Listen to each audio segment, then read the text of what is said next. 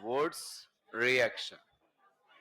ठीक है, तो अभी भाई बिल्कुल आवाज अपन नहीं करेंगे, इकट्ठा हुए हैं तो इस टाइम का थोड़ा बेनिफिट उठाते हैं, टाइमली सिलेबस खत्म करते हैं सो दैट आप बढ़िया रिवीजन कर पाए।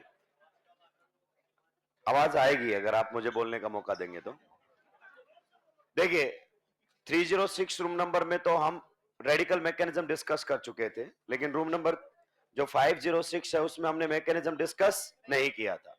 तो अगर अपन बात करना चाहें वुड्स रिएक्शन का, तो वुड्स रिएक्शन में दो मैकेनिज्म सजेस्ट किए गए हैं। वुड्स रिएक्शन की अगर अपन बात करें, कितने मैकेनिज्म सजेस्ट किए गए हैं? दो।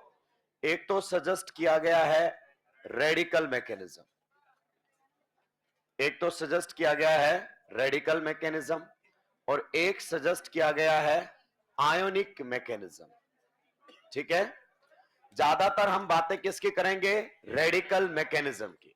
आयोनिक मैकेनिज्म हम हल्का सा पढ़ेंगे, उसके बाद कोई डिस्कशन नहीं होने वाला है।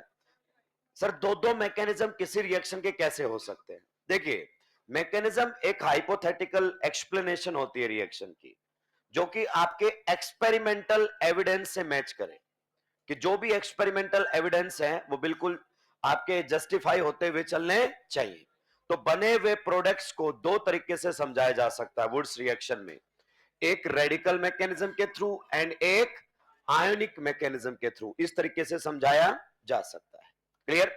अब समझिए, अगर हम बात करना चाहें, पहले रेडिकल मैकेनिज्म के बारे में बात करेंगे, सभी का पेन डाउन होना चाहिए।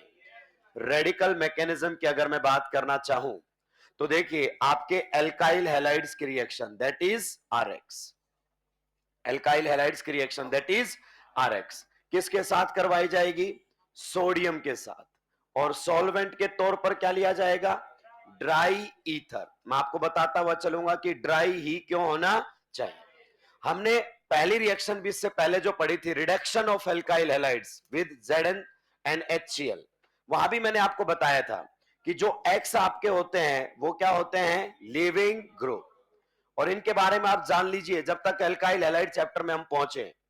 लिविंग ग्रुप है, जब भी रिएक्शन होगी ये बॉन्ड्स के इलेक्ट्रॉन्स को लेकर निकलना चाहेगा। Leaving group always eliminates, leaving group always eliminates with the bonded pair of electrons. इस बॉन्ड के दोनों इलेक्ट्रॉन्स को लेकर यहां से निकलेगा। अगर ये यहां से निकला तो बताइए एक्स के ऊपर कैसा चार्ज आ जाएगा? नेगेटिव। क्लियर? बताइए ये कितने इलेक्ट्रॉन्स लेकर गया है? दो। लेकिन एक तो इसका खुद का है और एक कार्बन का है, तो नेगेटिव एक ही आएगा। बच्चा सोचता है कि सर इलेक्ट्रॉन दो मिले, नेगेटिव एक कैसे आ सकता है? क्योंकि इसका ही था एक इलेक्ट्रॉन और खुद के इलेक्ट्रॉन से कभी चार्ज नहीं आता है। आइए, अगर हम मेटल की बात करना चाहें, पर्टिकुलरली सोडियम, तो देखिए मेटल्स की टेंडेंसी होती है इलेक्ट्रॉन देने की। सोडियम घर से सोच के निकला है कि आज ये एक इलेक्ट्रॉन किसी ना किसी को टिका के आना है, तो साथ के साथ हमने मेटल लिया हुआ है सोडियम, जो कि अपना एक इलेक्ट्रॉन किसी ना किसी को देना चाहेगा। भाई अगर आप बातें नहीं करेंगे तो अपन अच्छे से पढ़ पाएंगे। देखिए, यहां से ये इसको इलेक्ट्रॉन देगा। ध्यान से सुनिए, एरो देखो, फिश हुक लाइक एरो का इस्तेमाल किया है, मतलब मोमेंट ऑफ सिंगल इलेक्ट्रॉन। अगर मैं आर को कार्बन मानूं तो कार्बन का कितने इलेक्ट्रॉन का नुकसान हुआ है इस बॉन्ड फ्यूजन में? एक ही तो गया है, और एक इलेक्ट्रॉन इसने किसको दे दिया? इसको, सोडियम ने। तो इसकी सेहत पर कोई फर्क नहीं पड़ा। यहां पर क्या जनरेट हो जाएगा हमारे सामने? R radical. Na इलेक्ट्रॉन खो देगा तो क्या बन जाएगा? Na plus. तो ये तो NaX की फॉर्मेशन हमारे सामने हो जाएगी। जनरेशन हो गई है आर रेडिकल की। इंटरमीडिएट रेडिकल है, इसीलिए इसको फ्री रेडिकल मैकेनिज्म कहा जा रहा है। आप बताइए, ये इकलौता रेडिकल जनरेट होगा कि ऐसे ढेर सारे रेडिकल जनरेट होंगे? बहुत सारे आपस में रिएक्शन कर रहे होंगे। रेडिकल के सामने रेडिकल आता है, बताइए पहला काम डाइमराइजेशन। तो रेडिकल के सामने रेडिकल आएगा, आपस में भिड़ मरेंगे और बॉन्ड बना लेंगे। बताइए किसकी फॉर्मेशन हो जाएगी? एल्केन। अब हमने एक पॉइंट लिखा था कि using Wurtz reaction methane can't be prepared. Using Wurtz reaction methane can't be prepared. क्यों? अगर आर में एक कार्बन है तो एल्केन में कितने आएंगे? देखो, एक और एक मिलकर क्या हो जाएगा? अगर इसमें 2 है तो एल्केन में कितने आएंगे? 4। इसमें 3 है तो कितने आएंगे? 6। तो पहली बात, इससे एक कार्बन की एल्केन नहीं बनेगी। दूसरी बात, एल्केन जो बनेगी वो इवन कार्बन की ही बन पाएगी अच्छी यील्ड में। क्यों? क्योंकि अगर आर में एक कार्बन लोगे आरएक्स में तो प्रोडक्ट में 2, अगर इसमें 2 लोगे तो प्रोडक्ट में 4, क्योंकि 2 इवन नंबर का सम भी इवन होता है और 2 ऑड नंबर का सम भी इवन होता है। बायोलॉजी वाले हो तुम। आपके सामने क्या बनेगा? ए भाई, अपन ऐसी बात करेंगे, मैं बिल्कुल कैंसिल कर दूंगा एक्स्ट्रा क्लास लेनी। मैं बता रहा हूं, मुझे कोई एक्स्ट्रा पैसा इसका नहीं मिलता है। मैं बता रहा हूं, मार्च तक खींचूंगा फिर सिलेबस को, फर्स्ट वीक ऑफ मार्च, और आखिरी में छोड़ भी नहीं पाएगा क्योंकि वहां चल रहे होंगे एल्डिहाइड, कीटोन एंड अमीन जैसे चैप्टर। तो मैं चाह रहा हूं टाइमली फ्री हो जाए तो ध्यान से सुनते रहो। चौथी क्लास है, सुनना फिर भी मुश्किल होता है तो बोलना उससे भी ज्यादा मुश्किल है, गला छिल जाता है अंदर से। आइए, तो अगर आपके आर में एक कार्बन है तो प्रोडक्ट में 2 होंगे, आर में 2 है तो प्रोडक्ट में इवन वाले ही बनते हैं, इसमें ज्यादातर ओड वाला नहीं बनेगा। So this reaction is a single step reaction और मल्टी 2 स्टेप में कंप्लीट हुए, तो कोई ना कोई स्टेप तो इसका स्लो स्टेप होगा। देखिए, यहां केवल बॉन्ड फॉर्मेशन हुआ है, जब भी रेडिकल रेडिकल से मिलता है ना तो केवल एनर्जी रिलीज होता है। इवन इस स्टेप के लिए तो एक्टिवेशन एनर्जी भी नहीं चाहिए। तो रिएक्शन का ये वाला स्टेप कैसा स्टेप है? फास्ट। इसका मतलब आप ये कहना चाहते हो ये रिएक्शन का कैसा स्टेप है? Slow step. मतलब this is the RDS of this chemical reaction. मैंने आपको बताया था, आरडीएस में जो भी बॉन्ड टूटेंगे उनकी बॉन्ड स्ट्रेंथ पर रिएक्शन का रेट डिपेंड करेगा। अगर मैं अलग अलग एल्काइल हैलाइड्स की रिएक्टिविटी की बात करना चाहूं, reactivity of RX that is alkyl halides in अगर अपन बात करें वुड्स रिएक्शन, तो बताइए सभी एल्काइल हैलाइड्स की रिएक्टिविटी सेम होगी क्या? अगर मैं एक्स को बदलूं, अगर मैं एक्स आयोडीन रखता हूं तो कार्बन और आयोडीन का बॉन्ड सबसे वीक होगा। कार्बन सेकेंड पीरियड का है, आयोडीन फिफ्थ पीरियड का है, तो 2p पाई सॉरी यहां पर 2p एंड 5p का ओवरलैपिंग। अगर आयोडीन की जगह यहां पर कौन आ जाता है? ब्रोमीन, तो बॉन्ड थोड़ा सा स्ट्रॉन्ग हो जाएगा, और ब्रोमीन की जगह क्लोरीन आ जाता है और स्ट्रॉन्ग हो जाएगा, और क्लोरीन की जगह फ्लोरीन आ जाता है तो और भी स्ट्रॉन्ग। आप बॉन्ड स्ट्रेंथ को यहां से देख सकते हैं, carbon iodine bond, carbon bromine bond, carbon chlorine bond and carbon fluorine. Carbon कौन से पीरियड का है? Second, 2p। ये कौन से पीरियड का है? फिफ्थ, तो 5p। यहां पर ये क्या रहेगा? 2p, और ये रहेगा 4p, ये रहेगा 2p 3p 2p 2p, और ये बॉन्ड सबसे ज्यादा स्ट्रॉन्ग, इसलिए ये ZnHCl से रिड्यूस भी नहीं होता है। फ्लोरीन काटना इतना आसान नहीं है। सो this will be the reactivity of alkyl halides in Wurtz reaction. ये हमारे सामने रेडिकल मैकेनिज्म, हम हमेशा यहीं से करेंगे। अब सुनो मेरा मेन पॉइंट, कुछ मेटल्स जब भी आपको दिखाई देना और X दिखाई दे तो X हटा के रेडिकल बना देना है। मैं आपके सामने मेटल्स की 2 कैटेगरी बना रहा हूं और ये जुगाड़ है, प्योरली क्या है? जुगाड़। ध्यान से सुन लीजिए, मेटल्स की कितनी कैटेगरी बना दी है? 2। एक कैटेगरी में हमारे पास आएगा सोडियम, दूसरा अगर अपन बात करना चाहें Zn एंड Ag। ये मेटल्स हमारे सामने है। जब भी ये मेटल्स आपको दिखाई दे, X हटाकर रेडिकल बना देना। जैसे इस कार्बन पर क्या लगा हुआ है? X हटा के रेडिकल बना देना है। इन मेटल्स का काम ये है। दूसरी कैटेगरी के मेटल आएंगे, एक तो Li एंड एक हमारे सामने आएगा Mg। Li और Mg क्या करेंगे अभी हम डिस्क्लोज करने वाले नहीं है, पर इनके बारे में आप याद रखना, ये मेटल्स जब भी आ जाए X हटाओ रेडिकल बना। तो एक टाइम आएगा जब आपको ये रिएक्टेंट आएंगे ना तो वुड्स याद नहीं आएगा। ये सबसे बड़ी दिक्कत है ऑर्गेनिक केमिस्ट्री की। तो आपके कॉन्सेप्चुअली चीजें क्लियर होनी चाहिए कि जब भी X और सोडियम आमने सामने आ जाए, X हटा के रेडिकल बना दो, और रेडिकल बनते ही हमको सब मालूम है रेडिकल क्या कर सकता है? डाइमराइजेशन एंड डिस्प्रपोर्शनेशन, प्रोडक्ट बनने शुरू हो जाएंगे। तो मेन पॉइंट हमारे लिए कौन सा रहेगा? Radical mechanism. नेक्स्ट, क्या इस रिएक्शन का आयोनिक मैकेनिज्म भी है? हाँ, तो इस रिएक्शन के अंदर आयोनिक मैकेनिज्म भी सजेस्ट किया गया है, लिखने का मौका दिया जाएगा। देखिए, आयोनिक मैकेनिज्म में रिएक्शन एक स्टेप आगे चली जाती है, बस ध्यान से सुनेंगे रिएक्शन करवा रहे हैं हम सोडियम के साथ। आप बताइए सोडियम रिएक्शन में कितना इलेक्ट्रॉन दे सकता है? एक। और एक्स के बारे में आप अच्छे से जान चुके हैं, एक्स क्या है? लिविंग ग्रुप, बॉन्ड के इलेक्ट्रॉन्स को समेटेगा और निकल लेगा। पक्का? जी हाँ। अगर ऐसा हुआ तो आप बताइए एक्स पर कैसा चार्ज आएगा? नेगेटिव। और आर पर कैसा चार्ज आएगा? पॉजिटिव। इस बॉन्ड क्लीवेज में आप बताओ आर ने कितना इलेक्ट्रॉन खो दिया है? एक। सोडियम कहता है परेशान होने की जरूरत, मैं इसीलिए हूं कि तुरंत हाथों हाथ इलेक्ट्रॉन मिलेगा। तो बताइए किसकी जनरेशन हो जाएगी? R radical. साथ में बनेगा Na plus and x minus. क्या ये पॉइंट सही है? दोबारा से सोडियम आएगा, एक और सोडियम आएगा, क्या लेकर? एक और इलेक्ट्रॉन, कि लीजिए एक इलेक्ट्रॉन आप और लीजिए। अब बताइए अब एक और एक्स्ट्रा इलेक्ट्रॉन आ रहा है, एक्स्ट्रा इलेक्ट्रॉन की वजह से कैसा चार्ज आएगा? Negative charge. तो यहां पर आ जाएगा नेगेटिव चार्ज। अब ये आपके सामने बन गया है आर माइनस, और भूलिएगा मत आर माइनस एक क्या है? एनायन। और मैंने आपको बताए थे एनायन के कितने काम होते हैं? तीन। सबसे पहला काम एसिड बेस, तो आपके रिएक्टेंट में कोई एसिडिक हाइड्रोजन।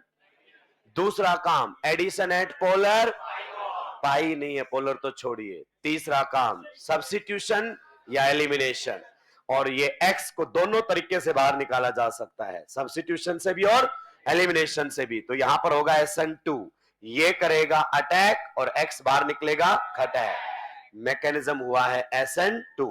लेकिन बहुत सारे बच्चों को ये नहीं चमकेगा क्योंकि अभी हमने SN2 डिस्कस, पूछना भी नहीं, हमें हमें इससे जाना भी नहीं, बस हमें पता है कि इंटरमीडिएट एनायन भी हो सकता है। क्लियर? तो रिएक्शन आपके आगे बढ़ जाएगी। और बताइए एल्केन की फॉर्मेशन हो गई कि नहीं हो गई? आर। तो कहता है बना हुआ प्रोडक्ट रेडिकल मैकेनिज्म से भी समझाया जा सकता है और आयोनिक मैकेनिज्म से भी। तो आपसे एक क्वेश्चन और पूछेगा कि बताइए वुड्स रिएक्शन में इंटरमीडिएट कौन है? वुड्स रिएक्शन अगर अपन बात करना चाहें इंटरमीडिएट, बताइए इंटरमीडिएट वुड्स रिएक्शन का कौन है? अगर मैं फ्री रेडिकल मैकेनिज्म से जाऊं तो मुझे मिलेगा कार्बन फ्री रेडिकल। सही बात है कि नहीं है?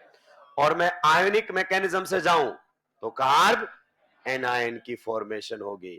तो वुड्स रिएक्शन के ये दोनों इंटरमीडिएट होते हैं, कार्बन फ्री रेडिकल भी है और कार्ब एनायन भी है। कैसे सर? इधर आंखें खोलो, ये कौन बना है? Carbon free radical. अगर रेडिकल मैकेनिज्म से जाता हूं तो रेडिकल, और आयोनिक मैकेनिज्म से जाता हूं तो कार्ब एनायन, दोनों इंटरमीडिएट बनते हैं। ये क्वेश्चन भी पूछ सकता है। इसका इस्तेमाल हम कभी भी नहीं करेंगे क्वेश्चन सॉल्विंग में, हमेशा किसका इस्तेमाल करेंगे? रेडिकल का। जल्दी से सुलटाएंगे, आगे बढ़ूंगा।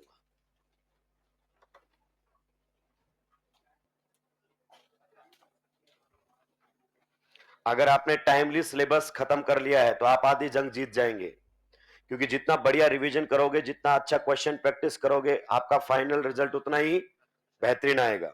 और अगर आप मार्च तक सिलेबस कंप्लीशन में लगे रहे तो अगले साल की फीस जुगाड़ लेना, कहां की भी, जहां आपका मन करे वहां की।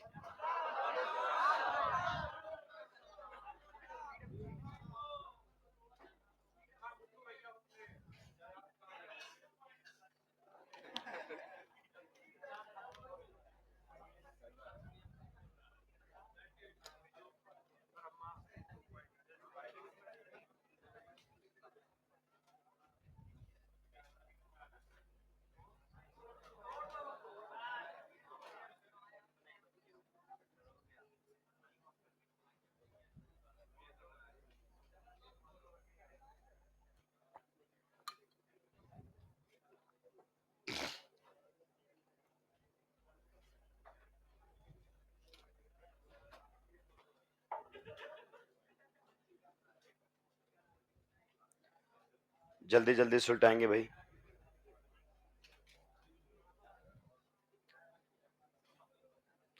सोडियम आ जाए, Zn आ जाए, Ag आ जाए, एक्स हटा, रेडिकल बना। मैक्सिमम क्वेश्चंस आपके इसी तरीके से बन जाएंगे। क्या रेडिकल रीअरेंजमेंट शो करता है? नहीं, क्योंकि आपसे जब प्रोडक्ट पूछेगा तो आप गलती से रीअरेंज करवा के बना दोगे कि वुड्स रिएक्शन में बताओ ये प्रोडक्ट बनेगा कि नहीं बनेगा। तो ध्यान रहे रेडिकल का रीअरेंजमेंट नहीं करवाना है।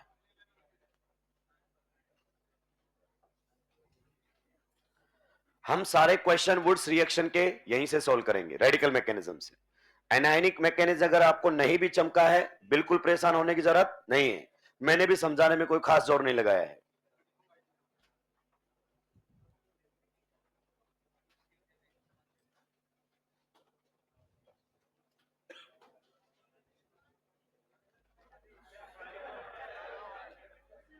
ए भाई,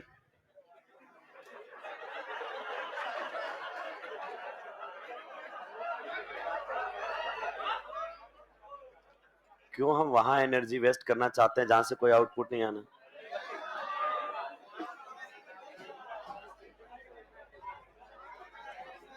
can we move to the next slide? Room number 506 वाले बोलेंगे, 306 वाले ऑलरेडी लिख के बैठे हैं।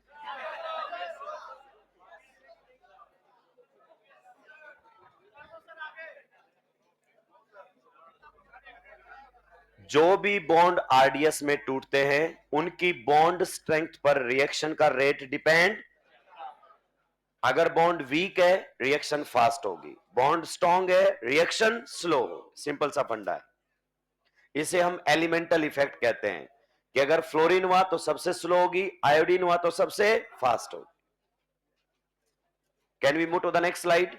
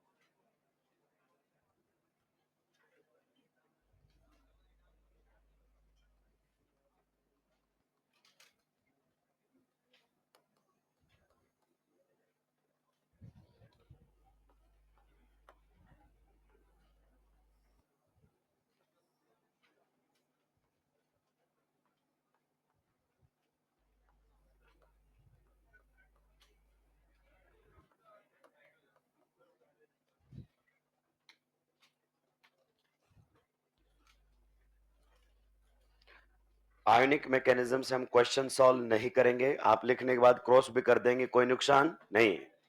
बस मालूम होना चाहिए रेडिकल और आयोनिक दोनों से वुड्स रिएक्शन में बनने वाले प्रोडक्ट्स को समझाया जा सकता है।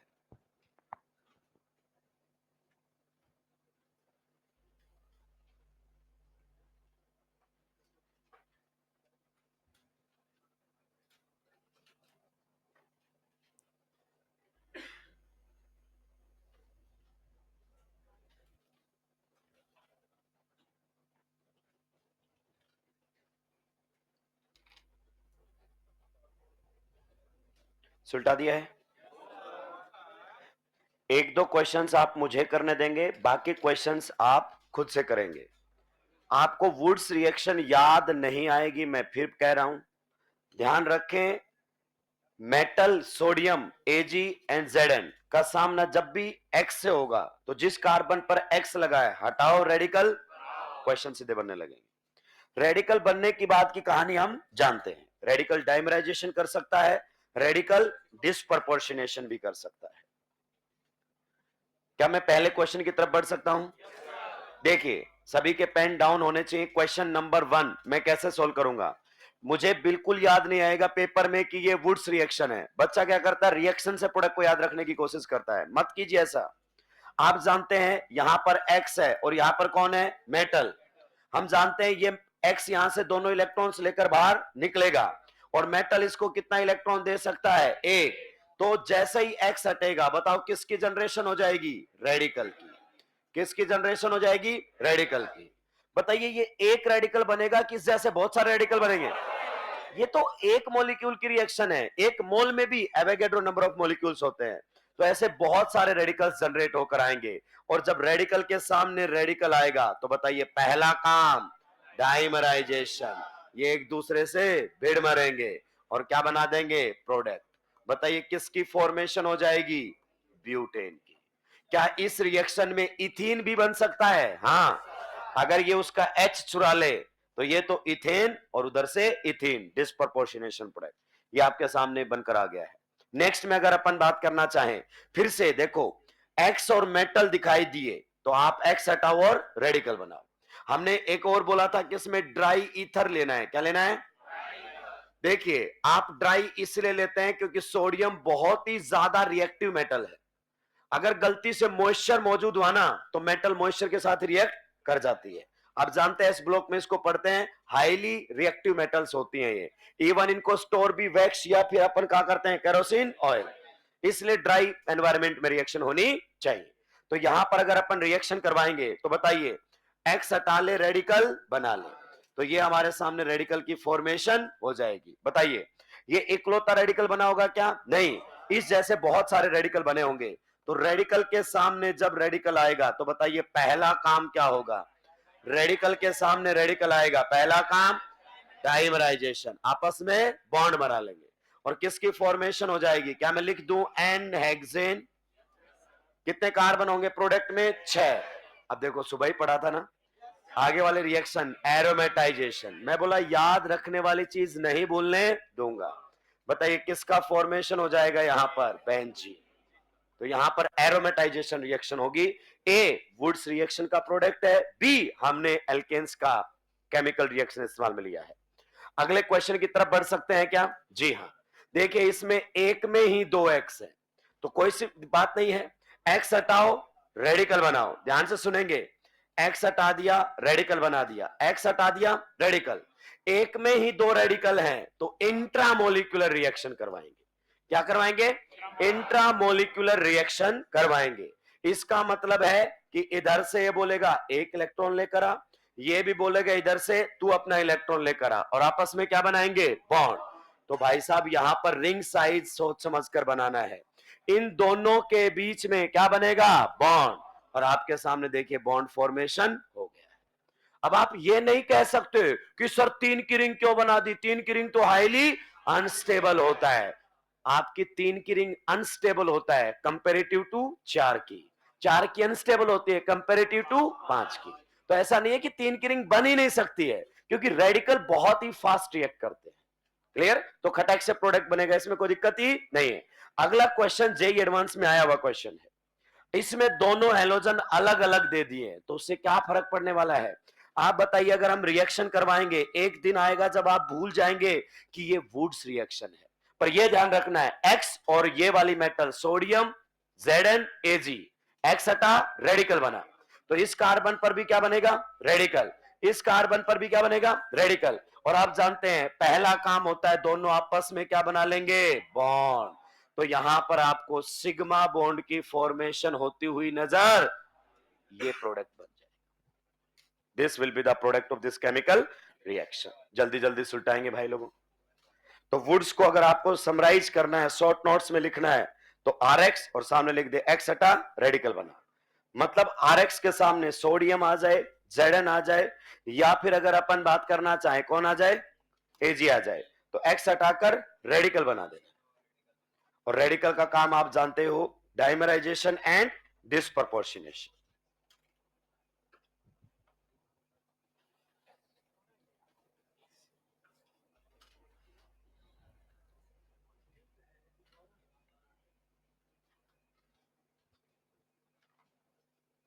सुलटा दिया है क्या। अब आप इसमें क्वेश्चंस कितने भी ऐड ऑन कर सकते हो, वो मात्र चित्रकला की प्रैक्टिस। तो क्वेश्चंस तो हम अच्छे अच्छे अपने क्वेश्चन बैंक के थ्रू कर ही रहे हैं।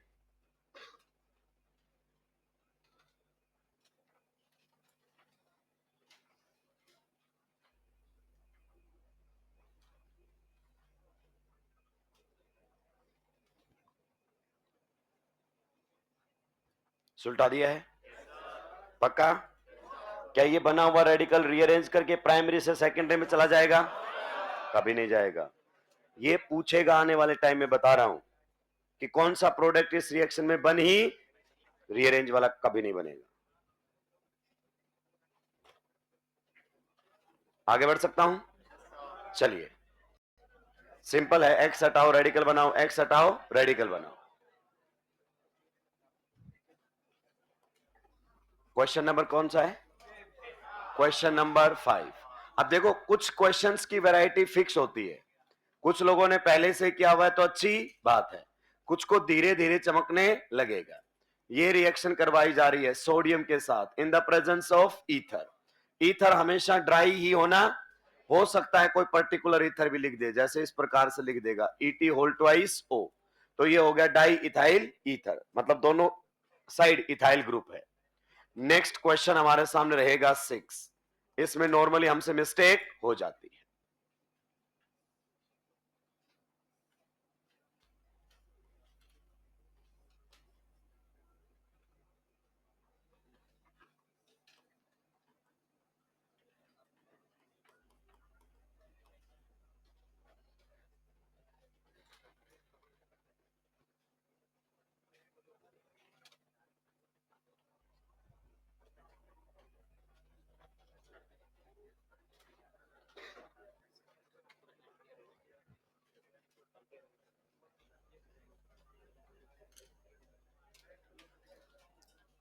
क्वेश्चन नंबर 5 के बारे में थोड़ा आइडिया लगा? देखिए, सबसे सिंपल फंडा है, एक्स हटा रेडिकल बना। कितने हेलोजन लगे हुए हैं? 2। दोनों एक्स हटा दिए और क्या बना दिया है? रेडिकल। अब कुछ लोग जल्दबाजी में क्या करेंगे, सीधा बॉन्ड बना देंगे और ये वाली स्ट्रक्चर बन जाएगी आपके सामने, दीवार स्ट्रक्चर ऑफ बेंजीन। पर ये इस रिएक्शन का प्रोडक्ट नहीं होता है। क्लियर? अभी जो बने हुए रेडिकल है ना, इनको एक बार रेजोनेंस करने का मौका दीजिए। अगर यहां पर आपके सामने रेजोनेंस हुआ, दोस्तों सुनो, रीअरेंजमेंट नहीं बोल रहा, रेजोनेंस। क्लियर? तो आप जानते हैं पाई बॉन्ड से एक इलेक्ट्रॉन इधर जाएगा, एक इलेक्ट्रॉन इधर आएगा। यहां पर किसकी फॉर्मेशन हो जाएगी बताइए? Double bond. इधर क्या जनरेट हो जाएगा? रेडिकल। एक रेडिकल इस पर था, एक रेडिकल इस पर था। मैं कैसे बताऊं? आजू बाजू रेडिकल फिर से क्या बना बैठेंगे? बॉन्ड। और किसकी फॉर्मेशन हो जाएगी? Benzene. So in this case the final product is benzene. तो यहां पर आपका फाइनल प्रोडक्ट बनकर आएगा बेंजीन। अब आपको लगेगा कि सर मैं कैसे सोचता, मैं तो यही बना देता। तो 2-3 बार इस टाइप के क्वेश्चन आएंगे, आपका दिमाग काम करने लगेगा। इसीलिए कहता हूं each and every variety cover होनी चाहिए और आपकी नोटबुक में ऐसा होना चाहिए, क्योंकि आखिरी टाइम पर आप केवल नोटबुक पर डिपेंडेंट हो जाते हैं।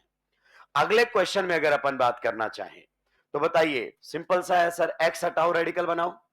तो यहां पर अगर अपन बात करना चाहें, एक्स हटा दीजिए रेडिकल बना दीजिए। एक्स हटा दिया है, रेडिकल बना दिया है। क्लियर?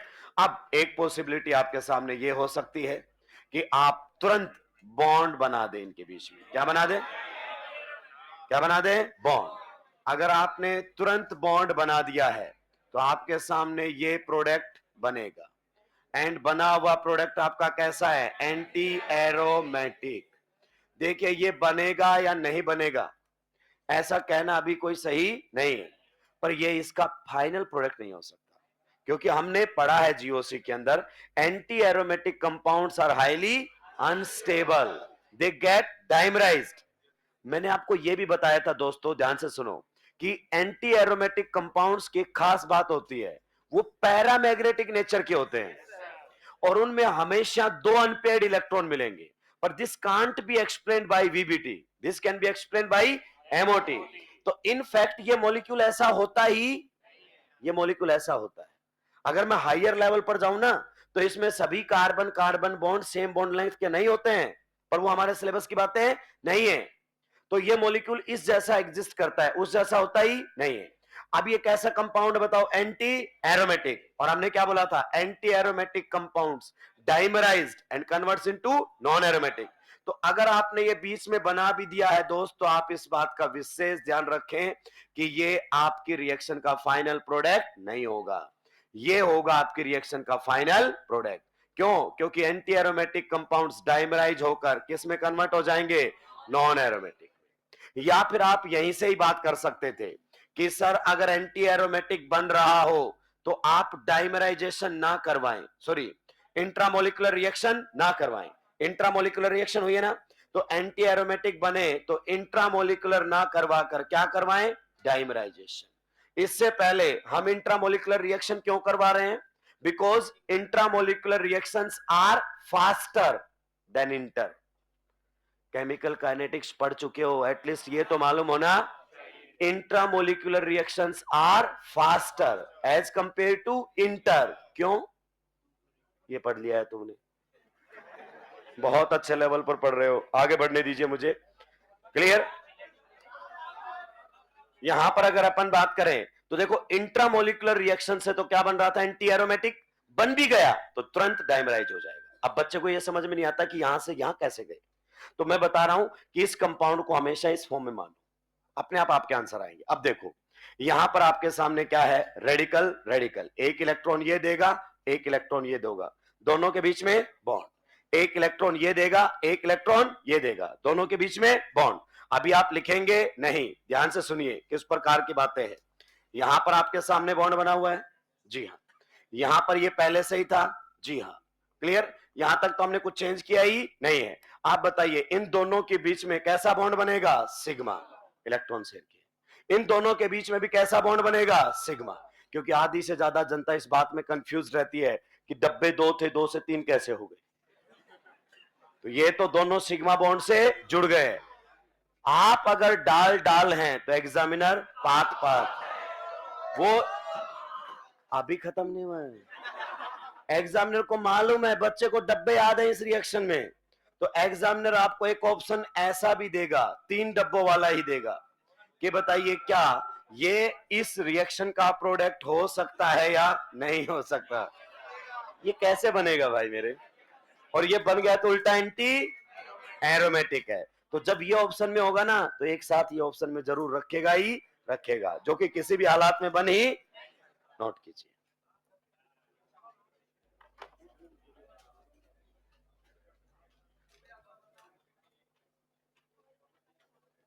तो आपके एंटी एरोमेटिक कंपाउंड्स में 2 अनपेयर्ड इलेक्ट्रॉन होते हैं, इसीलिए वो तुरंत डाइमराइज हो जाते हैं और किस में कन्वर्ट हो जाते हैं, नॉन एरोमेटिक।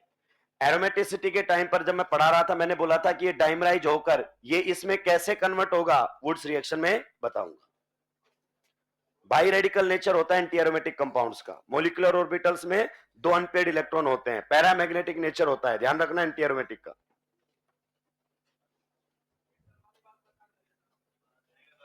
फिजिकल का पार्ट है, मुझे अपना सिलेबस सिमटाने दीजिए भाई, मैंने रिजल्ट बता दिया है, intramolecular reactions are faster than inter, खत्म।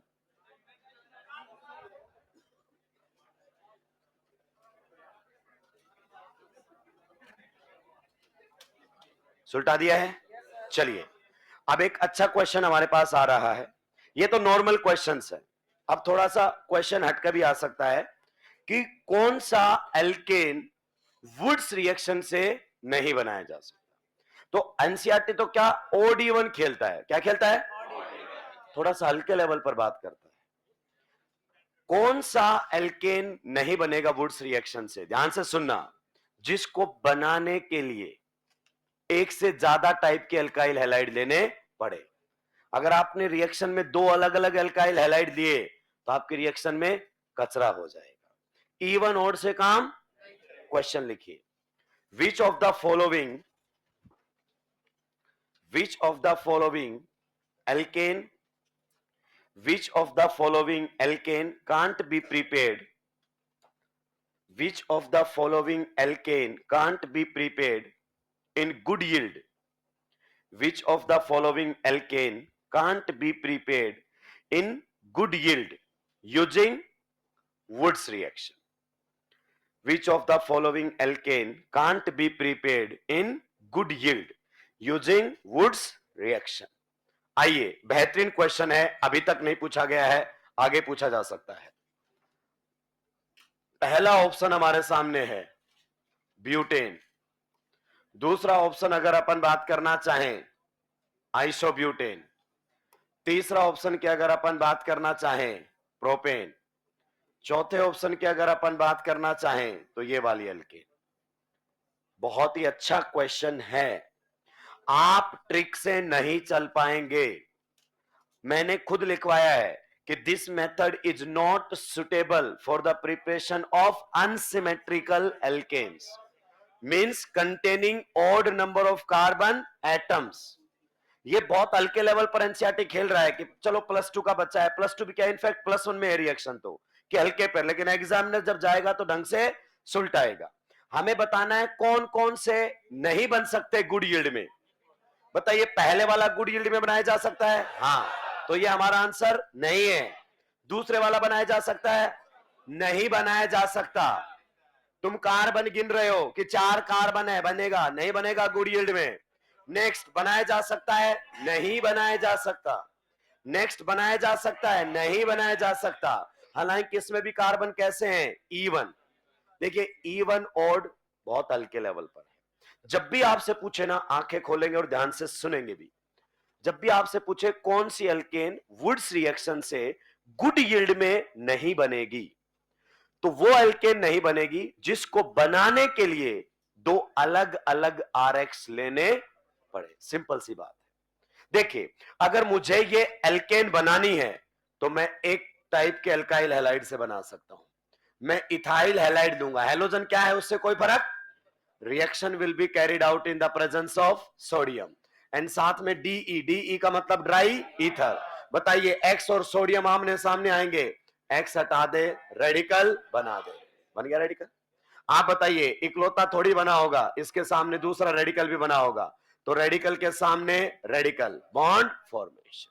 तो बताइए, ब्यूटेन बनाने के लिए मुझे मात्र एक ही टाइप का एल्काइल हैलाइड चाहिए, and that is ethyl halide. कि अगर मेरे पास इथाइल हैलाइड है तो मैं बहुत आसानी से आपका ब्यूटेन बना सकता हूं और अच्छी यील्ड में बन जाएगा। यील्ड का मतलब क्वांटिटी। लेकिन आप सोचिए, मुझे क्या बनाना है? प्रोपेन। तो अगर मैं एक कार्बन का एल्काइल हैलाइड लेता हूं तो प्रोडक्ट में कितने आएंगे? और 2 का लेता हूं तो, लेकिन मुझे लाने हैं, तो ये तो काम हो ही नहीं सकता। अब ये मत बोल देना सर 0.5 वाला ले लो, एटम फ्रैक्शन में एग्जिस्ट, इसका मतलब 2 एल्काइल हैलाइड लेने पड़ेंगे अलग अलग। एक में तो कितना कार्बन होगा? ए, और एक में कितने होंगे? 2। तो अपन बात कर रहे हैं अब थर्ड वाले को, क्यों नहीं बनाया जा सकता गुड यील्ड में। सभी लोग ध्यान से सुनेंगे। अगर आपको ऑड नंबर वाली एल्केन बनानी है तो ये नहीं कि वुड से बन नहीं सकता, बन सकता है, पर यील्ड अच्छी, क्योंकि उसके लिए 2 अलग अलग एल्काइल हैलाइड लेने पड़ेंगे। जैसे इसको बनाने के लिए एक आपको क्या लेना पड़ेगा? मिथाइल हैलाइड, और एक आपको क्या लेना पड़ेगा? Ethyl halide. तो सर 2 अलग अलग ले लेंगे ना, क्या दिक्कत है? अभी बताऊंगा दिक्कत क्या है, कचरा ही कचरा हो जाएगा। कैसे? देखिए ध्यान से। Reaction will be carried out in the presence of sodium and dry ether. मैंने बोला था पेन नीचे होने चाहिए, ध्यान से सुनना। रिएक्शन वाला पार्ट आएगा पेपर में, ढंग से छिलूंगा मैं, इसलिए ध्यान से इधर देख लो, क्योंकि आज तक ढंग के क्वेश्चन रिएक्शन में आएगा और साफ कर जाएगा। ये सबसे वीक पार्ट होता है आप लोगों का, तो लिखने का मौका तो बाद में मिल जाएगा, इधर समझने पर ध्यान दो, क्योंकि ज्यादा से ज्यादा जनता बस ये पढ़कर आई है इवन वाले तो बन जाते हैं, ओड वाले नहीं बनते। आइए, अगर अपन बात करें, एक्स हटा, रेडिकल बना, बताओ कौन बनेगा? मिथाइल। मिथाइल रेडिकल बना है, एक बनेगा कि ढेर सारे बनेंगे? तो ऐसा हो सकता है मिथाइल रेडिकल के सामने कौन आ जाए? मिथाइल। अगर दोनों मिथाइल रेडिकल आपस में भिड़ मरे, बताओ कौन बनेगा? क्या हमने इथेन बनाने के लिए रिएक्शन करवाई थी? तो ये साइड प्रोडक्ट कहलाएगा, और ये जितना बनेगा मेरा रिएक्टेंट कंज्यूम हो रहा है, और जो बनाना चाह रहा था वो अभी बना भी। बताइए, दूसरा रेडिकल कौन बनेगा? अगर यहां से एक्स हटाऊं, इथाइल रेडिकल। क्या इथाइल रेडिकल अकेला बनेगा? नहीं, और भी बनेंगे। अगर इथाइल रेडिकल से टकरा जाए तो ब्यूटेन। आप बताइए, क्या मैं ब्यूटेन बनाने के लिए इकट्ठा हुआ था यहां पर? नहीं, लेकिन बन रहा है ब्यूटेन और मेरा रिएक्टेंट कंज्यूम हो रहा है। वो बन रहे हैं जो मैं बनाना ही। लेकिन सर आप ऐसी भी तो बात कर सकते हैं ना कि मिथाइल रेडिकल इथाइल रेडिकल के सामने आ जाए तो क्या ये आपस में बॉन्ड फॉर्मेशन नहीं करेंगे? करेंगे। रेडिकल के सामने रेडिकल भिड़ मरेंगे। क्या प्रोपेन बनेगा? पहली बात तो बनेगा, लेकिन यील्ड कम आएगी। यील्ड का मतलब दोस्त, जितना ज्यादा रिएक्टेंट आपका इनको बनाने में कंज्यूम हो गया, उतना ये कम बनेगा, पहली दिक्कत। दूसरी दिक्कत सुनो, अल्केन्स की बहुत बड़ी दिक्कत है कि जो अल्केन्स है ना, उनके बॉइलिंग पॉइंट में बहुत कम डिफरेंस होता है, तो इनको सेपरेट करना भी बहुत भारी पड़ेगा। तो अगर आप एल्केन बनाना चाहते हैं ना वुड्स रिएक्शन से, तो ऐसी बनाओ कि एक ही एल्केन बने। अगर मिक्सचर ऑफ एल्केन बन गया ना, तो वो मेथड आपके काम का। एक तो जितना ये बनेगा उतना इसकी यील्ड क्या हो गई, कम, तो यील्ड तो पुरानी है, ठीक है। दूसरा, ये बन भी गया तो इसको इससे सेपरेट करना बहुत ही भारी पड़ जाएगा। इसका मतलब कहां पर वुड्स मेथड अच्छी यील्ड नहीं देगा। मैंने ये नहीं कहा कि प्रोपेन बनेगा ही नहीं, बनेगा, पर यील्ड अच्छी कहां फेल होगा, जहां बनाने के लिए आपको दो अलग अलग आरएक्स, इधर आंख खोल के बता, एक सिंगल आरएक्स से बना के दिखा दे मुझे, बन सकता है? हालांकि कार्बन कितने हैं, 4। तो जो इवन ओड खेलते हैं ना, एक बार एग्जामिनर आएगा, अगली बार स्टार लगा के हम तो पढ़ा देंगे, हमारा कुछ बिगड़ने वाला कि मुझे भी इसी बार पता चला, वरना मैं तो इवन ओड खेलता था। अब थर्ड के बाद आगे बढ़ते हैं फोर्थ। फोर्थ में क्या दिक्कत है दोस्त, आप जानते हैं, अगर ये है तो आपका एल्काइल हैलाइड कौन सा रहा होगा। आप रिएक्टेंट को देखकर आरएक्स तो बता ही सकते हैं। अगर 4 कार्बन है प्रोडक्ट में, तो आप बताओगे 2-2 कार्बन वाली रिएक्टेंट रहे होंगे, तो इसमें ये रिएक्टेंट रहा होगा। जैसे ही आप सोडियम डालेंगे, आप बताइए एक्स हटा, रेडिकल बना, और इस रेडिकल की दिक्कत है, ये डाइमराइजेशन कम और डिस्प्रपोर्शनेशन, तो ये भी नहीं बनेगा अच्छी यील्ड में। आप बताइए, डे 1 पर ही क्लियर कर दिया था कि नहीं रेडिकल का नेचर।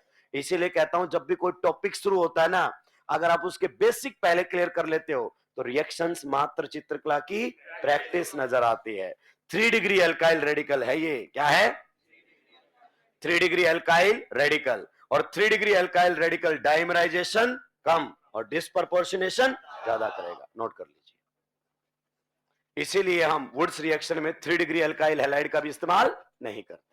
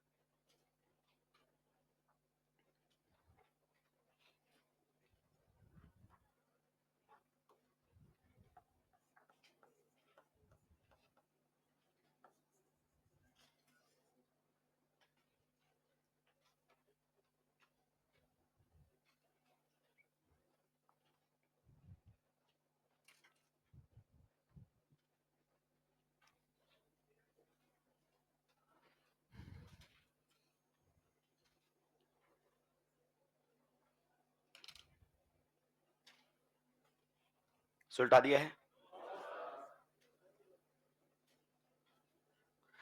अगर ये आ जाए कि बताइए ये अच्छी यील्ड में क्यों नहीं बनेगा, because we have to use two different alkyl halide, तो दो अलग अलग रेडिकल बनेंगे, और अलग अलग रेडिकल बहुत सारी रिएक्शन कर सकते हैं।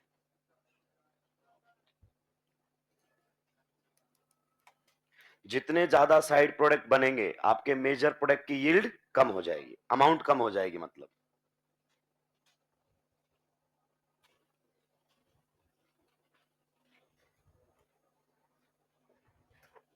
सुलटा दिया है।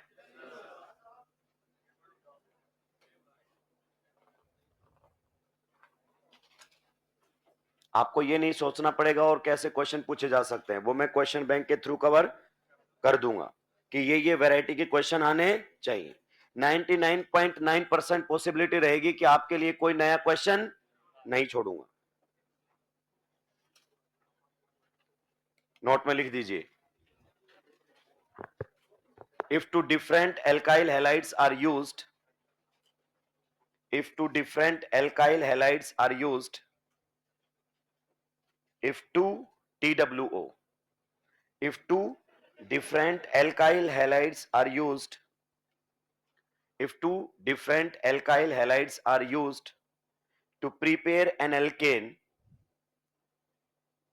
to prepare an alkane, to prepare an alkane using Wood's reaction, using Wood's reaction, using Wood's reaction, then yield of the reaction will be poor, then yield of the reaction will be poor.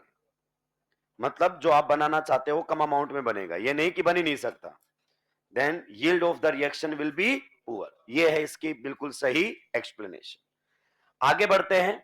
हालांकि हम जानते हैं, हम पढ़ रहे हैं preparation method of alkanes, लेकिन radical संबंधित जो रिएक्शंस हैं हम उनको यहीं पर ही सुलटाते हुए चलेंगे. एक दो रिएक्शन दो दो कौड़ी की ओर है. जैसे अगर अपन बात करना चाहें सी में, इसी टाइप की एक रिएक्शन आती है जिसे हम बोलते हैं फिटिग रिएक्शन. स्पेलिंग ठीक से लिखेंगे, हम इंडियंस है, आईएनजी लगाते ही लगाते हैं.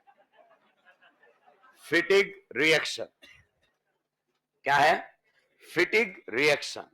ये बिल्कुल कॉपी है किसकी? वुड्स रिएक्शन की. पर दोनों रिएक्शंस के रिएक्टेंट अलग अलग हैं. दोनों रिएक्शंस के रिएक्टेंट जो हैं दोस्त वो अलग अलग है. वुड्स रिएक्शन का रिएक्टेंट कौन था? Alkyl halide. एल्काइल हैलाइड का मतलब हैलोजन कहां पर अटैच होना चाहिए? sp3 carbon. ए भाई इधर सुन ध्यान से. वुड्स रिएक्शन का जो रिएक्टेंट होता है वो एल्काइल हैलाइड होता है, जहां पर आपका हैलोजन कौन से कार्बन पर होता है? sp3 कार्बन पर. इसे हम कहते हैं एल्काइल हैलाइड. आगे बात समझ में? ये वुड्स रिएक्शन का रिएक्टेंट था, हैलोजन sp3 कार्बन पर होता है. ये आपका एराइल हैलाइड है. क्या है? एराइल हैलाइड हमारे सामने है. ये फिटिग रिएक्शन का आपका रिएक्टेंट है. सेम कंडीशन पर रिएक्शन करवाई जाएगी सोडियम के साथ in the presence of dry ether. अब आप बताइए, मैंने आपको पहले ही बोल दिया है, मेटल आ जाए कौन सी? Zn, Ag and sodium. X हटा रेडिकल बना. तो बताइए यहां से X हटाकर रेडिकल बना देंगे क्या? जी हां. मेरे कुछ सवालों के जवाब देते हुए आप चलेंगे. क्या फॉर्म्ड रेडिकल रेजोनेंस स्टेबलाइज्ड है? क्या फॉर्म्ड रेडिकल रेजोनेंस स्टेबलाइज्ड है? नो. अकेला यही बनेगा कि इस जैसे बहुत सारे रेडिकल बनेंगे? आप बताओ. रेडिकल का पहला काम डाइमराइजेशन. ऐसे दो रेडिकल आएंगे, आपस में भिड़ मरेंगे और डाइमराइज हो जाएंगे. यानी कि दोनों किससे जुड़ जाएंगे? सिग्मा बॉन्ड से. दोनों किससे जुड़ जाएंगे? सिग्मा बॉन्ड से. और बने हुए प्रोडक्ट को क्या बोलेंगे? बाइफिनाइल. एक बात बताओ, ये बाइफिनाइल एरोमेटिक, एंटी एरोमेटिक या non aromatic? Aromatic. 6 pi electron का रिंग करंट इधर, 6 पाई इलेक्ट्रॉन का रिंग करंट उधर. तो ये आपके सामने बन जाएगा बाइफिनाइल. सुलटा दीजिए, बस इतना ही था इसमें. मेन जो है वो रिएक्टेंट याद रखने हैं. एराइल हैलाइड होता है इसका रिएक्टेंट. ये बात जब वुड्स को पता चली होगी, दुख तो बहुत हुआ होगा कि चुरा लिया है मेरा कंटेंट. क्लियर? बस क्या चेंज कर दिया है? एल्काइल की जगह एराइल. उसने बोला होगा कि अब चुराए रहे हो तो मिलके काम करते हैं. आप एराइल हैलाइड लाओ, हम एल्काइल हैलाइड लाते हैं और एक नई रिएक्शन. अरे ठीक है, मत रिलेट क्या करो, इधर चलने दो मेरे भाई. नेक्स्ट जो रिएक्शन हमारे सामने आएगी, रिएक्शन डी. उस रिएक्शन का नाम हमारे सामने रहेगा वुड्स फिटिग रिएक्शन. दो अलग अलग केमिस्ट है ये. Wurtz Fittig reaction. ये रिएक्शन कई बार मैच द कॉलम में आएंगी और फर्क किसका होगा? रिएक्टेंट्स का. वुड्स रिएक्शन का रिएक्टेंट कौन था? Alkyl halide. Halogen must be attached on sp3 carbon. तो इसमें जो रिएक्टेंट रहेगा वो RX का मतलब एल्काइल हैलाइड. बताइए एल्काइल हैलाइड किसका रिएक्टेंट है? फिटिक का या वुड्स का? वुड्स रिएक्शन का. और साथ में अगर मैं ले लूं एराइल हैलाइड, तो बताइए ये किसका रिएक्टेंट है? फिटिक का। तो ये हमारे सामने रहेगा aryl halide and reaction will be carried out in the presence of sodium और सॉल्वेंट वही रहेगा DE का मतलब ड्राई ईथर। क्लियर? बताइए क्या रिएक्शन होने वाली है दोस्तों? मैंने आपको बोला था एक्स हटा रेडिकल बना, एक्स हटा रेडिकल बना। तो बताइए इधर से कौन बना होगा? R radical. इधर से कौन बना होगा? Phenyl radical. बताइए दोनों आपस में भिड़ मरेंगे कि नहीं मरेंगे? हालांकि यील्ड इसकी भी इतनी अच्छी नहीं आएगी क्योंकि दो अलग अलग इस्तेमाल में ले रहे हो, लेकिन दोनों अगर अपन बात करना चाहें तो भिड़ मरेंगे और किसकी फॉर्मेशन कर देंगे? Alkyl benzene. तो यहां पर आपके सामने रिंग के ऊपर एल्काइल ग्रुप लगा हुआ नजर आएगा और फॉर्मेशन हो जाएगी एल्काइल बेंजीन। लीजिए एक पर्टिकुलर क्वेश्चन आप लोगों के सामने।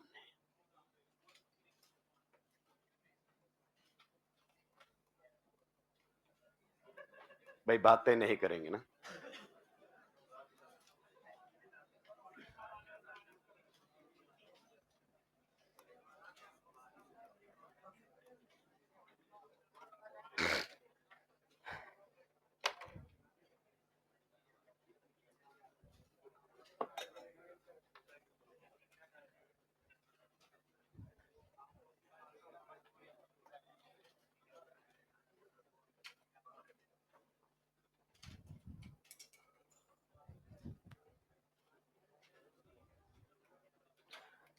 रेडिकल के सामने रेडिकल कपलिंग रिएक्शन हम पहले से जानते हैं नेचर।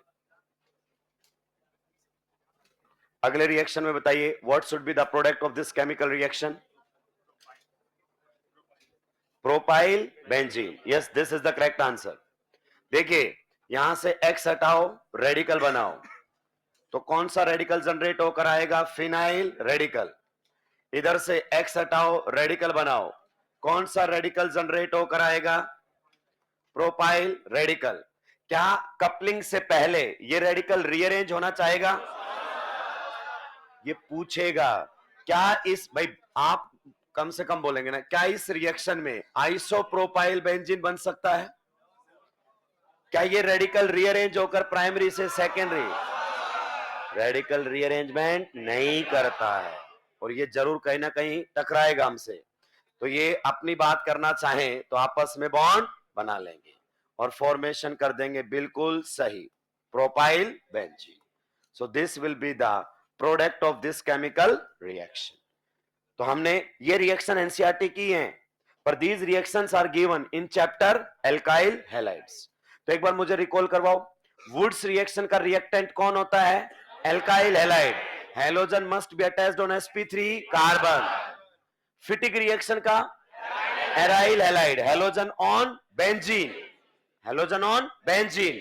एंड वुड्स फिटिक का एल्काइल एराइल दोनों। क्या ये पॉइंट क्लियर हुआ? चलिए, तो ये हमारे सामने सेकेंड मेथड ऑफ प्रिपरेशन था फ्रॉम, अगर अपन बात करें एल्काइल हैलाइड। अगला हमारे सामने रहेगा Kolbe electrolysis. A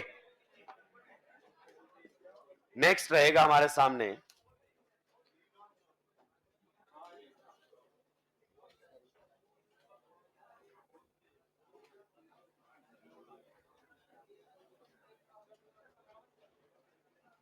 next method, अगर अपन बात करना चाहें, आगे बढ़ सकता हूं?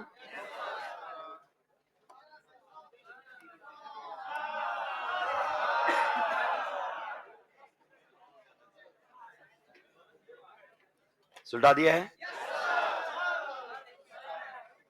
भाई मैं आपको पहले कह रहा हूं आपकी तरफ से कम आवाज आनी चाहिए। अपन पढ़ने के लिए इकट्ठा हुए, अपने को चिल्लाने से कोई मतलब, चिल्लाने वाले कई सालों तक बैठे, पूरा फोकस होकर चीजों को पढ़ना है। मैं एक एक बात इसलिए बता रहा हूं क्योंकि वो पूछी जा सकती है। थर्ड मेथड हमारे सामने आ रहा है, एनसीईआरटी के सीक्वेंस में चल रहा हूं, from carboxylic acids, from carboxylic acids. Carboxylic acid से भी हम प्रिपरेशन कर सकते हैं, किसकी? एल्केन्स की। उसमें पहला मेथड हमारे सामने रहेगा Kolbe electrolysis.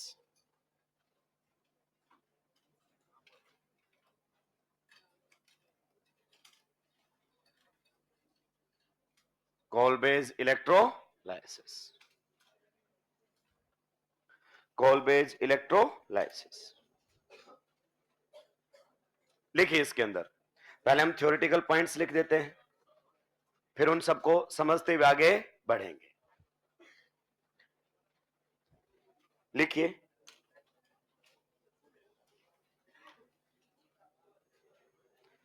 an aqueous solution of an aqueous solution of an aqueous solution of sodium or potassium salt of carboxylic acids, an aqueous solution of sodium or potassium salt of a carboxylic acid, an aqueous solution of sodium or potassium salt of carboxylic acid on electrolysis, on electrolysis, on electrolysis gives alkanes, gives alkane, gives alkane containing even number of carbon atoms. An aqueous solution of sodium or potassium salt of a carboxylic acid on electrolysis gives alkane containing even number of carbon atoms at anode, at anode gives alkane containing even number of carbon atoms at anode. इसमें दो बातें underline करो, एक तो even number वाला, एक तो even number वाला, और एक एनोड। जो भी आपकी एल्केन बनेगी वो कहां पर बनेगी? एनोड। अगला पॉइंट लिखेंगे, methane can't be prepared using this method. Methane can't be prepared using this method. Methane आपका उससे भी नहीं बना था, किससे? Would say. और मीथेन आपका यहां भी नहीं बनेगा। Methane can't be prepared using this method. अगला पॉइंट लिखेंगे, at anode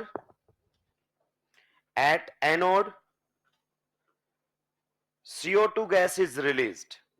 At anode CO2 gas is released. At anode CO2 gas is released. Bracket में लिखो समटाइम्स एल्केन ऑल्सो। ये जेई एडवांस का क्वेश्चन था भाई। समटाइम्स एल्केन ऑल्सो, क्योंकि आपकी एल्केन भी कहां पर बनती है? एनोड पर। और अगर बनी हुई एल्केन में कार्बन 4 तक हैं तो वो भी गैसियस ही होती है। मतलब जेई एडवांस ने जितने बेहतरीन क्वेश्चन पूछे जा सकते हैं ना किसी टॉपिक में, पूछे हैं भाई। कई बार हम बताते हैं तो आप इतने इंप्रेस हो जाते हो कि क्या शानदार क्वेश्चन है। वो कोई ना कोई पीवाई की होता है, वो कोई ना कोई पीछा पूछा जा चुका क्वेश्चन है। जैसे ये बहुत सारे लोगों को तभी पता लगा कि अच्छा इस टाइप का क्वेश्चन भी बन सकता है। Next, at cathode H2 gas is released. At cathode H2 gas is released. At cathode H2 gas is released. Next point, H2 hydrogen gas. Next point, in case of sodium formate, in case of sodium formate, in case of sodium formate, H2 gas यानी कि hydrogen gas, H2 gas is released at anode as well as at cathode. JEE advance का PYQ है ये भी। In case of sodium formate, H2 gas is released at anode as well as at cathode. Anode पर भी H2 release होता है और cathode पर भी। ये भी जेई एडवांस का क्वेश्चन है भाई। ये सारे आए हुए क्वेश्चंस हैं। Next point, in this reaction pH of the solution, in this reaction pH of the solution, in this reaction pH of the solution keep increasing with time. In this reaction pH of the solution keep increasing. In this reaction pH of the solution keep increasing with time, कहता है time के साथ solution का pH लगातार बढ़ता जाता है, मतलब और भी ज्यादा बेसिक होता हुआ चला जाएगा। देखिए पहले हम एक पर्टिकुलर रिएक्शन लेते हैं, फिर हम बात करेंगे कि किस प्रकार की बातें वहां पर हो सकती है। जैसे ये हमारे सामने दिया गया है sodium salt of carboxylic acid, इसको हम क्या बोलेंगे, इसको हम बोलेंगे सोडियम कार्बोक्सिलेट। ये हमारे सामने है सोडियम, RCOO माइनस को क्या बोलते हैं, कार्बोक्सिलेट। तो ये रहेगा सोडियम कार्बोक्सिलेट। क्लियर। साथ में मैं वाटर ले रहा हूं, वाटर का मतलब क्या है, एक्वस। एक्वस मीडियम में जब मैं क्या करवाता हूं, इलेक्ट्रोलाइसिस।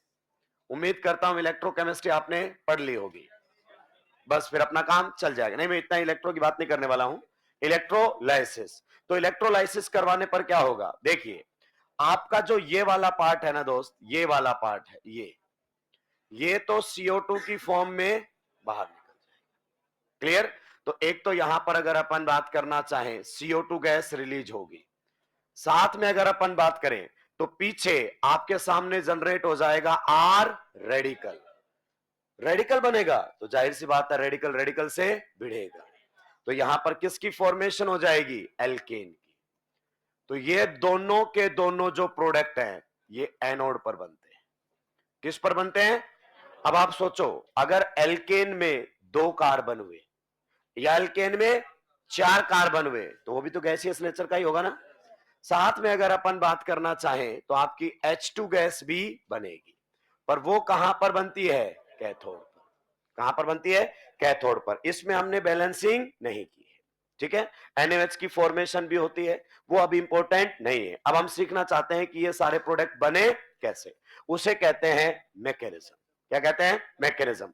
सभी के पेन डाउन होने चाहिए, क्योंकि मैकेनिज्म पर अगर आप हल्का सा ध्यान दे लोगे तो बहुत आसानी से क्वेश्चंस बनेंगे। आइए पहले हम इलेक्ट्रोलाइसिस का सेटअप करते हैं। ये हमारे सामने इलेक्ट्रोलाइसिस का क्या है, सेटअप। इसमें हमने क्या भरा हुआ है, वाटर। एक्वस सॉल्यूशन लेना है कि नहीं लेना है, तो यहां पर हमारे सामने रहेगा वाटर।